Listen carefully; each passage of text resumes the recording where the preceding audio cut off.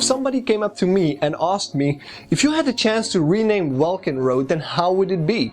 And I would probably say, Welkin Road to Frustration, because that's exactly what it is.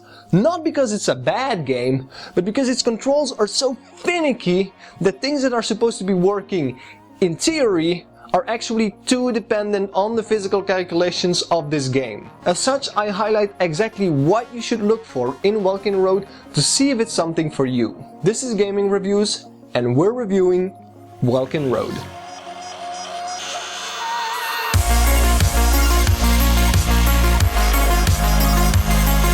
If you're familiar with Mirror's Edge or Dead Core or any other first-person puzzle platformer, you're going to recognize the aerobatics and the free running in this game that are coupled with its core orb grappling mechanics. The goal is to get to the end of the entire parkour only by using your grappling beams and aerobatic skills that are physically dependent.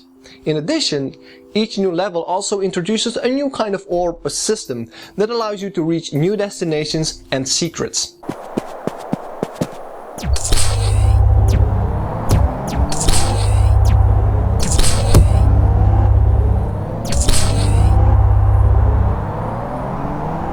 There are 11 levels in total and 2 modes, Exploration and Speedrun. The difference is basically that in Speedrun you have no hints whatsoever and is actually meant to set time records, whereas Exploration is just meant to learn the levels, where it also offers hints to beat certain parts of a level.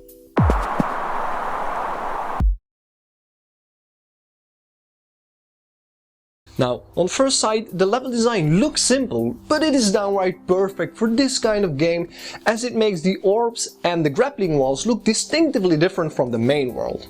And while the blocky aspect does grow repetitive over time, credits must be given to the clouds that look extremely realistic and make this world feel very abstract and dreamlike. It pains me, however, that this universe goes without any kind of music, as outside of the main menu there are no soundtracks to be found.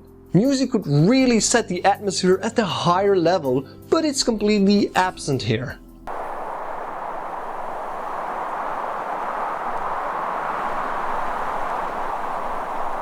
The performance, however, was great and I had no substantial frame drops. If anything, I never really felt like this game was actually early access, not on a basic level, such as having game-breaking bugs or that it would run like a potato. You do start to feel that the early access symptoms are to be found among the controls, one of the most important elements of the game, and it's a huge letdown at this very moment.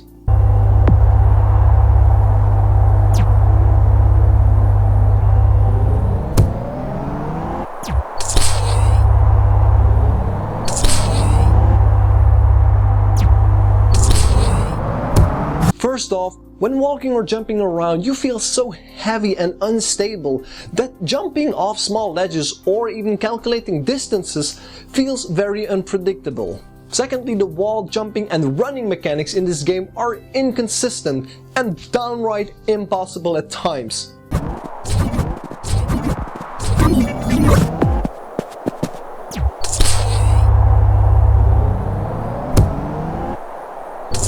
Also, gaining momentum on orbs can sometimes be frustrating, as the physical calculations of this game, one going back and forth, often take a dump if you're trying to gain speed. This is especially the case with the grappling walls.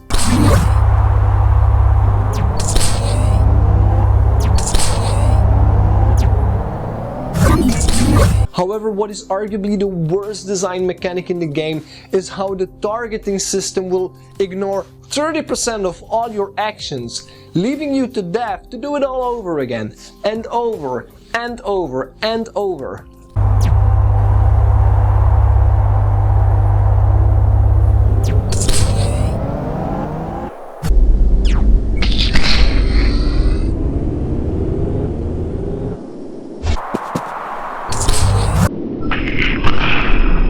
It brings me to my foremost complaint, which is how you can describe the game in one word.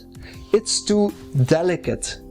It's too delicate in that it requires way too many actions and physical dependencies to succeed at puzzles exactly like the developers wanted it to succeed. 90% of all the puzzles in the game require pixel perfect precision, and it makes the pace of this game so tiring. What I mean is that unless you're a die-hard puzzle platformer fan that can sink in hours and hours of practice time before you can actually beat the game, you're not gonna stick any longer than level 4 and especially level 5. Finally, why is there a lack of a story? Why is nothing explained? I mean, there is absolutely nothing to be looked at here. You have no idea what this world is all about, you have no idea what these orbs are, who you are, or how you even got these powers. Just imagine how you can sink in players by adding a story and let us discover over time as we progress in the levels what this world is all about. Instead, the message for us is just play out all these mechanics and that's it. But nothing else. You just play these 11 levels and do them all over again to unlock the secrets. Secrets that are nothing more than checkpoints to say, hey, I got here. This is a huge wasted opportunity, and I truly hope they consider adding a substantial story to increase the value and reasons to play Welkin Road. But obviously there are also things this game does very well, and actually there are a few things that this game does better than any of the other titles in its genre. For starters, the checkpoint system is among the best I have ever seen. Literally, you never lose any significant progress whatsoever, and it helps to make every succession feel like a true victory. In other words, if you reach a destination in the game that was really hard to get to, the game knows this, and it won't let you redo all these hard parts just for the cheap sake of trial and error. And this is a huge improvement over all the other titles within its genre. Also, I just have to mention the main menu. It's simple, not complicated, and it navigates you exactly where you need to be. I cannot stress enough how important this is, and how tired I actually grew of these over-the-top design menus from complicated games that end up obscuring everything so that you have no idea where to click.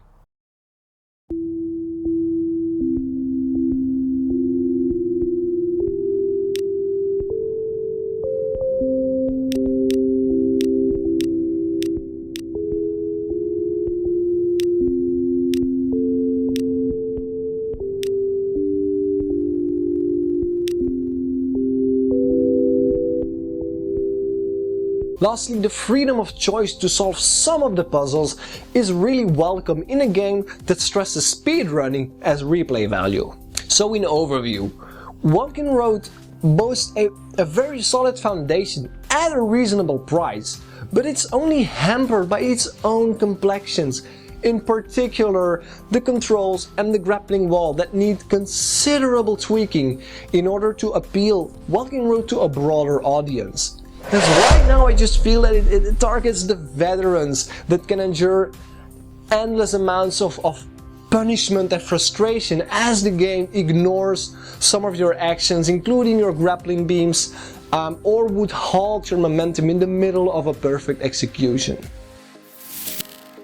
Welkin Road would definitely be in for a recommendation if it included a fully integrated story, optimized controls that can more easily be mastered over time, and just complementary music that would strongly add value to the immersion of its universe. For now, however, I would just sit back and wait for at least some optimized controls before diving in.